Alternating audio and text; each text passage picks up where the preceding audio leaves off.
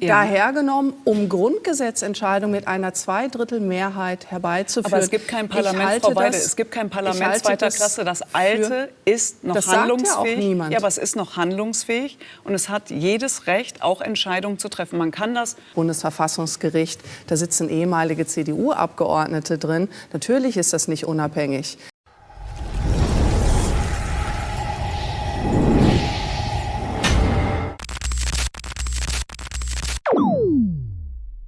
Hey Leute, setzt euch hin, lehnt euch zurück und haltet euch fest. Heute früh bei Dunja Hayali, Alice Weidel spricht Klartext über das abgewählte Parlament, das Verfassungsgericht und Merz Mega-Schuldenpaket. Doch Hayali spielt sich wieder mal als Richterin auf, versucht Weidel in die Ecke zu drängen und scheitert grandios. Weidel bleibt standhaft, argumentiert messerscharf und zeigt, was hier wirklich abgeht. Ein Schlagabtausch, den ihr nicht verpassen dürft. Lasst ein Like da, abonniert den Kanal und vor allem schreibt eure Meinung in die Kommentare. Das ist wichtig für den Algorithmus. Auf geht's! Wirtschaftswachstum, das braucht Deutschland, das ist unstrittig, auf Kosten immenser Schulden. Das ist strittig. Für die AfD bleibt aber besonders der Ablauf sehr umstritten, also dass der noch weisungsbefugte und handlungsfähige Bundestag über die Milliardenpakete von Union und SPD abstimmen soll. Bei mir ist jetzt die AfD-Chefin Alice Weidel. Schönen guten Morgen. Guten Morgen, Frau Hayali. Frau Weidel, dass das rechtens ist, hat ja gerade das höchste Gericht, das Bundesverfassungsgericht, erst bestätigt. Warum in einem Satz sind Sie dennoch dagegen? Was ist Ihr Problem? Es handelt sich hier um eine Abstimmung, die in dreifacher Weise das Grundgesetz ändern möchte. Und solche gravierenden Entscheidungen, vor allen Dingen mit der Aufwerfung eines gigantischen Schuldenvolumens, darf eigentlich der alte Bundestag, der abgewählt wurde, nicht entscheiden. Hat Hier aber geht das Bundesverfassungsgericht gesagt, das ist okay, es ist ein unabhängiges Verfassungsorgan? Ja, es geht darum, dass die Bundestagspräsidentin frei ist, also Bärbel Baas frei ist in ihrer Entscheidung, den neuen Bundestag einzuberufen. Jetzt sind wir in einer Situation, wir sind einen Monat nach der Wahl. Und ein alter Bundestag kann hier noch solche grundlegenden Entscheidungen treffen. Frau Baas hätte den neuen Bundestag deutlich früher konstituieren können. Sie kann das machen, dass er sich erst nächste Woche konstituiert.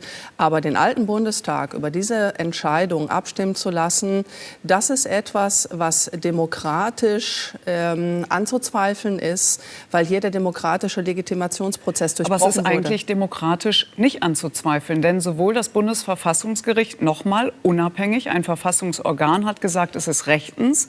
Und Bärbel Baas als die Person, als Bundestagspräsidentin, zweithöchste Amt des Staates hat diese Frau inne, hat sich anders entschieden. Beides ist bei uns in der Verfassung genau so festgelegt. Also haben Sie ein Problem mit Grundgesetz und Verfassungsorgan? Nein, überhaupt nicht. Ein Problem mit dem Grundgesetz und mit dem demokratischen Legitimationsprozess haben offensichtlich die Parteien, die heute diesem Schuldenpaket, das enorme, gigantische Auswirkungen auf den deutschen Verbraucher haben wird, diese Leute, die das heute abstimmen wollen, die haben grundsätzlich damit ein Problem. Und im Übrigen haben sie offensichtlich Angst vor den neu gewählten Mehrheiten.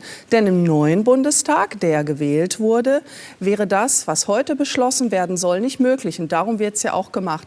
Das ist aus meiner Sicht... Sie suggerieren, dass das antidemokratisch ist, und das ist es nicht. Nochmal. Der alte Bundestag ist aus meiner Sicht... Er ist überhaupt gar nicht mehr legitimiert. Also stellen Sie sich über das Bundesverfassungsgericht? Nein, überhaupt nicht. Ja, doch. Nein.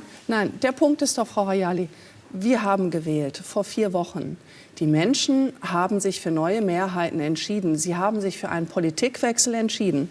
Und jetzt werden die alten Mehrheiten des abgewählten Bundestages, der im Übrigen im Januar schon aufgelöst wurde, dahergenommen, um Grundgesetzentscheidungen mit einer Zweidrittelmehrheit herbeizuführen. Aber es gibt kein Parlament, Frau Weidel, es gibt kein Parlament zweiter Klasse. Das alte ist noch handlungsfähig. Sagt ja auch niemand. Ja, aber es ist noch handlungsfähig und es hat jedes Recht, auch Entscheidungen zu treffen. Man kann das moralisch anzweifeln. Was Sie hier aber versuchen, ist zu sagen, es ist antidemokratisch und im Grunde verstößt das gegen die Verfassung. Und das hat nochmal das Bundesverfassungsgericht bestätigt, dass es das nicht tut. Es ist alles legal. Nochmal. Natürlich können Sie das alles machen mit den Freiheitsgraden, die Sie haben. Darum wird es ja auch heute gemacht.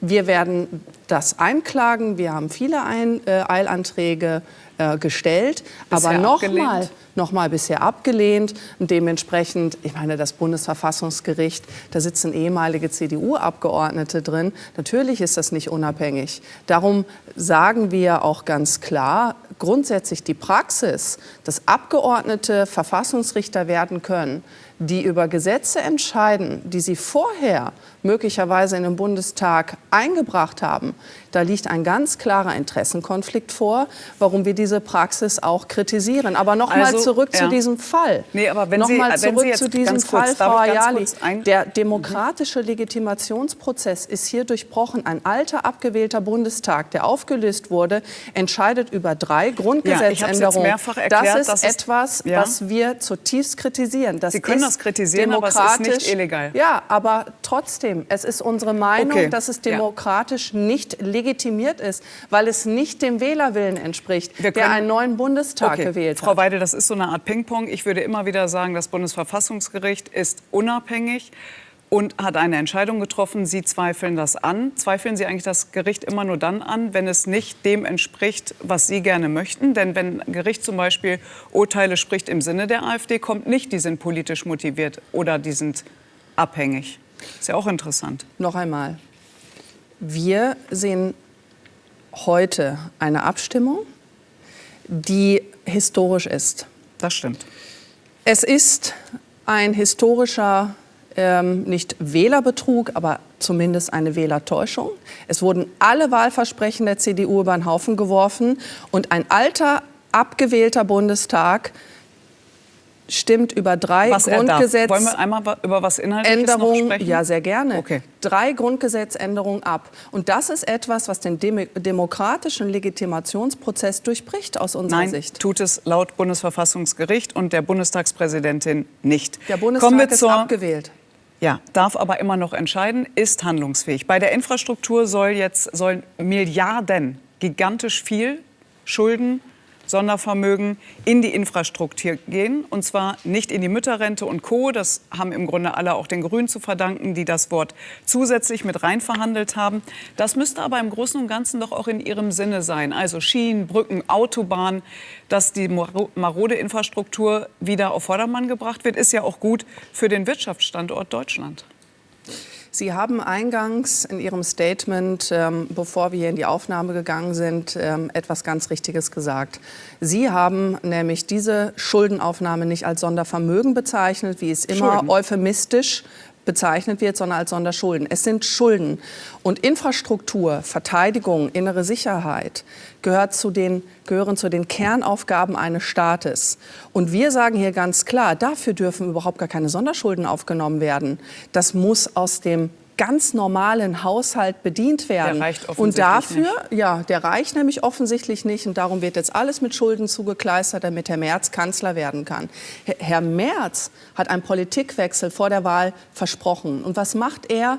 Er macht linksgrüne Politik und Zugeständnisse mit Sonderschulden. Und die Konsequenzen werden gigantisch sein. Wir werden mehr Zinsen zahlen müssen. Die Zinsen sind bereits gestiegen, also die Renditen auf 10-jährige Staatsanleihen. Das heißt, der Zinsdienst, der zu zahlen ist, wird durch die Decke gehen. Und das Problem ist, Frau Ayali, wenn Sie mich das noch sagen lassen, das ist sehr wichtig zu verstehen. Aber noch haben wir eine sehr gute Bonität bei den Ratingagenturen und bekommen im Grunde sehr gute Zinssätze. Wir haben momentan noch das AAA-Rating, also die Top-Bonität, die wir durch dieses Schuldenpaket verlieren werden. Ja. Und das werde ich Ihnen prophezeien. Damit wird Deutschland als Stabilitätsanker innerhalb der Euro-Union verloren gehen. Das heißt, insgesamt wird der Euro darunter leiden und er wird abwerten mit allen Konsequenzen für den Verbrauchern. Und vor allen Dingen vielleicht noch ein Fakt. An den Renditen der Staatsanleihen orientieren sich die Hypothekarzinsen. Das heißt, die Häuslebauer, all diejenigen, die Hypotheken aufgenommen haben, haben jetzt schon eine 30 Basispunkte Erhöhung, also 0,3% Zinssatzerhöhung. Sobald das beschlossen wird, werden ihnen die Zinsen durch die Decke gehen. Das werden wir sehen. Das ist und Sie werden nicht mehr, das ist Ihre Annahme für die Zukunft. Sie haben mich auch eingeladen, richtig. Und dementsprechend möchte ich darauf hinweisen, dass das gigantische Konsequenzen für den Haben Sie Verbraucher haben getan. wird. Alles klar. Alice Weidel, vielen Dank für Ihren Besuch heute bei uns. Sind gespannt, Dankeschön. ob die Vielen AfD Dank. geschlossen dann dagegen stimmt. Heute im Natürlich wird Bundestag. sie das. Dunja Hayali lernt es einfach nicht. Sie versucht es immer wieder, Alice Weidel bloßzustellen, mit Unterstellungen zu provozieren und durch ständiges Dazwischenreden aus dem Konzept zu bringen. Aber was passiert? Sie kassiert jedes Mal blaue Augen. Rhetorisch natürlich. Man hat fast Mitleid, wenn man sieht, wie verbissen sie an ihrer Linie festhält. Vorsicht, Frau Hayali. Nicht, dass Ihnen die Zähne ausfallen, so sehr, wie sie sich in Alice Weidel verbeißen. Aber das ist ja auch kein Wunder. Hayali will die Fakten gar nicht hören. Alles, was gegen das spricht, was Merz und seine CDU abziehen, wird ausgeblendet. Merz hat den Laden auf Linie gebracht und Hayali folgt brav. Was meint ihr? Schreibt es in die Kommentare und nicht vergessen, liken, abonnieren und dranbleiben. Hier gibt's die Wahrheit, ungefiltert. Bis zum nächsten Mal.